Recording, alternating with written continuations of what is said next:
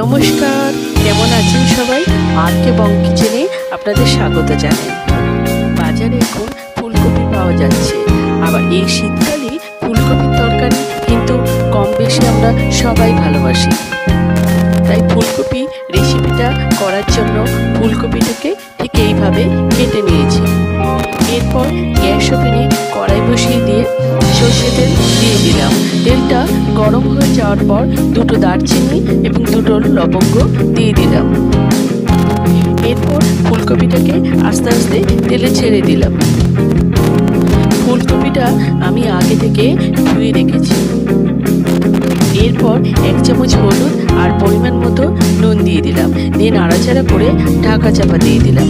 এখানে ফুলকপিগুলোকে লাল লাল করে ভেজে নিতে হবে। এরপর প্লেটে তুলে নিলাম। আমার ভিডিও যদি আপনাদের ভালো লাগে তাহলে লাইক, শেয়ার অ্যান্ড সাবস্ক্রাইব করবেন। এরপর ওই তেলে চাল মগজ বাটা দিয়ে দিলাম। এরপর দিয়ে দিলাম টমেটো পিউরি। এখানে একটা গোটা টমেটো ব্যবহার করেছি। এরপর অল্প কিছুক্ষণ নাড়াচাড়া করে আদা ও কাঁচা লঙ্কা একসাথে বেটে রেখেছিলাম, সেটা 1 চামচ দিয়ে দিলাম। এরপর 1 চামচ হলুদ আর 1 চামচ লঙ্কা গুঁড়ো দিয়ে দিলাম। ঝালটা আপনারা যেরকম খাবেন সেরকম অনুযায়ী দিয়ে দেবেন। এরপর এর মধ্যে 1 চামচ জিরে গুঁড়ো দিয়ে দিলাম আর 1 চামচ ধনে গুঁড়ো দিয়ে দিলাম। এরপর মশলাগুলোকে ভালোভাবে মিশিয়ে নিলাম।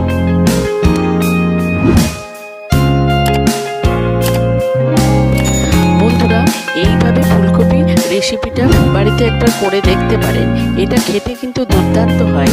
এরপর ঢাকা চাপা দিয়ে দিলাম।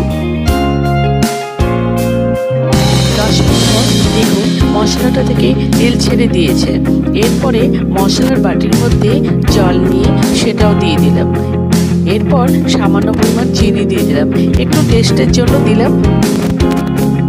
এরপর ভেজে রাখা ফুলকপিটা দিয়ে দিলাম। বন্ধুরা, এটা খেতে দুর্দান্ত হয়। এরপর আমি ফুলকপিটাকে মিশিয়ে নিলাম।